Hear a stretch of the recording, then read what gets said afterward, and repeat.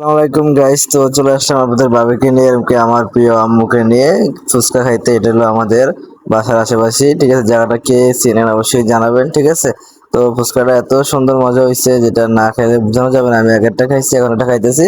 তো আপনাদের বাবাকে সে আজকে সাজুগুজু করছে, শাড়ি পরছে, সে বলতেছে চলো আজকে আমাকে ফুচকা খাইতে নিয়ে যাইবা, ঠিক আছে। তুমি বলো সবসময় যে সাজুগুজু না করলে ফুচকা খাইতে নিয়ে যাবে না। তো আজকে সে শাড়ি পরছে, আমি ঘুমিয়েছিলাম, ঘুম থেকে উঠে আমাকে ফুচকা খাইতে নিয়ে গেছে।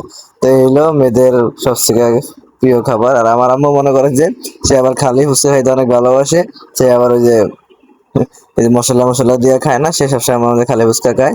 তো সে বসে বসে খালি ফুচকা খাইতেছে, আর আমরা মনে করেন যে এই যে মশলা দিয়ে বানানো যে ফুচকা, এই ফুচকা খাইতেছি।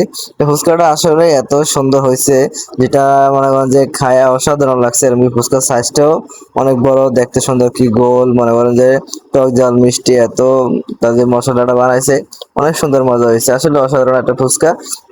তো ভাইকে খাওয়া শেষে আমাদের একটা ধন্যবাদ দিয়েছিলাম যে ভাই ফুচকাটা অনেক মজা হয়েছে।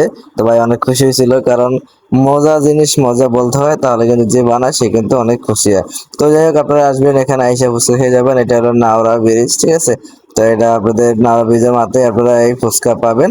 সবাই আসবেন, খেয়ে যাবেন। সন্ধ্যার পরে আসলেই পাবেন, 5টার পর থেকে এই ফুচকা বেচে। তো আমাদের ভাবিকে কেমন লাগছে আজকে অবশ্যই কিন্তু কমেন্টে জানাবেন। যাই হোক, সবাই ভালো থাকবেন। আসসালামু আলাইকুম। আমাদের পেজটা ফলো করে আমাদের পাশেই থাকবেন।